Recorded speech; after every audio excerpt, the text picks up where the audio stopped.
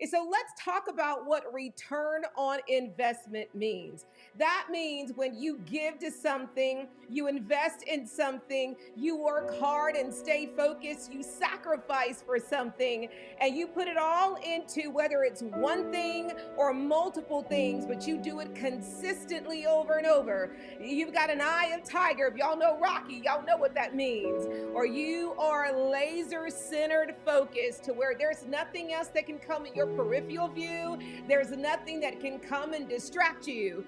My story as to why I started my business was one of desperation. I was in mega destitution. As I kind of said on one of the episodes, I was a single mom, had a baby, got pregnant at the age of 19, had her at 20. The dad was around for a while. We were not really dating. It was, yes, a one night stand. I'll kind of admit that. But unfortunately, the story was not a fairy tale story. It didn't end where we partnered together still to raise my daughter up. It didn't, happen to where I had that beautiful, blissful 9 months of pregnancy. I even had difficulty where I had to stop working in my last trimester because I kept having complications. And it definitely was not the story where no matter what, he was there, did his part, and there was child support. My child support was my mama and my daddy. They were the ones who really stood next to me. They were the ones who girded me up. They were the ones who strengthened me up. And I'm just going to give a shout out to my mom, God rest her soul. And she was the one that whatever I needed in order to do me, starting from inside out, not outside in, she was going to be that person that was going to stand in the gap. She was going to carry it. She was going to do it. She was going to lead it. She was going to be there for me no matter what anybody said, including my own family. She was going to be there for me. And let me tell you, the journey was hard. It was hard because there was a true need now. I couldn't just go continue life the way I was living it. I couldn't just go be a child and a teenager or a young adult, just going and doing things no matter what. I had to make a decision. And I had to not only make a decision, I had to make one that was a unselfish decision. Now, to a lot of people around, they thought, man, I was just doing a whole bunch of other things because back in the day, when you had a child, your whole life ended and it was just about that baby. Your life is over. It no longer matters what you want to do. It's all about that baby. And back in that day, there was still this pretense that when you were a woman, your role was just to be a mom at that point. It was to sacrifice everything, including your dreams and yourself, in order to be that mom and to be about that baby.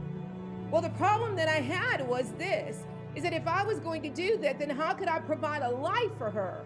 How could I be in a place where I could give her something, give her a future, or even, here's the big one, be an example to her that no matter what circumstance you're in, no matter what situation you're in, that if you choose to make a decision and you don't quit, you can overcome that. Single moms were a statistic back in the day. They were destined for one thing only: problems, issue, baby, daddy, drama, all of that. And they were labeled as someone who can only fit in this box, and I'm going to say it, who could only be dependent and couldn't do it on their own.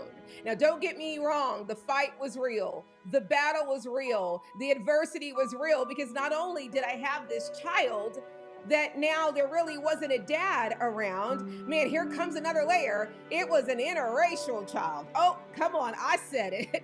So here I am dealing with adversity, dealing with, yes, I'll say it, racism, dealing with all of this issue and knowing that that's not what I want for my child.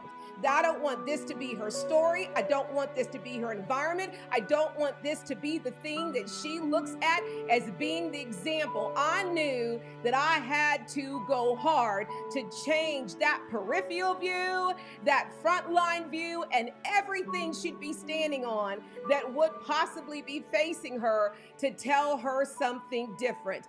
The challenge and the adversity, not just financially, was real. that what I did, even though I couldn't really love myself, because those of you who know my story, I was stricken with alopecia at the age of 5. I was different. They didn't make hair like this back then. And I only have a limited choices. And the majority of those, 98% of those, were for adults. And I've got a small head. So we're talking everything was against me. Being a woman, being a minority, everything was against me.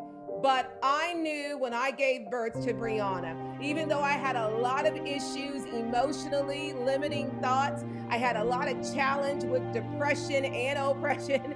I had a lot of things going on in my life. The one thing that I knew, especially after those first 2 to 3 months, I didn't have anything other than myself that I could give her. And I'm going to say it, and somebody's not going to like it, but this is where you can unsubscribe. But I'm here to tell the truth, is what my role and job is. I knew that even though I could love her, all I could give her, which wasn't much because I didn't even love myself, to give her a life, though, I had to create a future. Let me say that again because somebody needs to hear it. To give her a life, no, I had to create a future. And here's the second thing, and I just said it, I had to create it. I didn't need to get it from somebody else. Nobody else owed it to me. It was something that if it's going to be, it was up to me. And the very first thing I knew is I wasn't enough. Come on. I could love her, but to give her a future required so many other things. I said in my last episode, it required finances. It required not just money once. It required a financial stable life so that things could be planned and things could be done and things could be created, even created for the future, not just for the day. And so that is where my why as to why I started my business was about my need. And I say that because I want many people to exhale. The majority of people who start a business is because of a need. And those that have a grave need, I'm going to say it, are the ones that will beast over, slave over, cry over, get down and come back up because they know that need is not going anywhere. It's not going to disappear. And those that are living in reality know no one else is going to take care of it. I got to deal with it. So my whole life, my whole daughter, my whole day after day in the future, I knew that not only was that the reason why I needed to start a business, here's that thing I'm going to say, I knew I needed to start one right then because I had a lot that I had to do. And everything I heard about business, it takes time to truly build a business. But you can make money overnight. I'm going to say that again. It takes time to build a business, one that's going to be there 32 years later. But to make money, no, you can always make money here and there. You can always have, which is why now you know why I say we're not going to build a side hustle here. We may be hustling on the side to build a business, but we're not going to build a side hustle. We're building a life here. We're building a future here. We're building one that can provide no matter what the situation is, one that can provide in troubled times, and one that can even provide when maybe you're gone. It keeps on getting hit, taking a licking, but it keeps on ticking. And those of you who are my age know that commercial. That's what we're building here. The next thing I knew, that now that I've made this decision, and I need a lot of people to hear me, you cannot build anything if you don't build yourself first. You will go and work your butt off and literally feel like you getting up, getting down, achieving, losing it, going hard, having a hole at the bottom.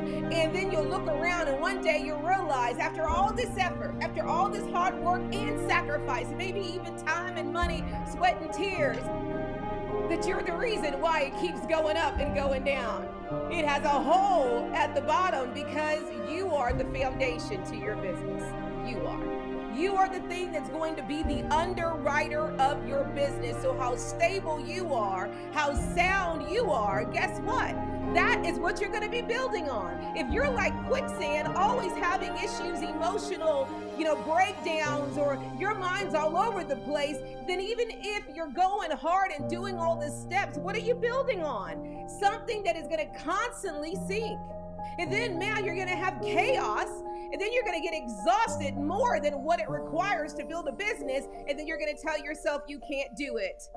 Only those people can do it. When really the key, the only thing that was needed was to invest. Talk about that return of investment in you.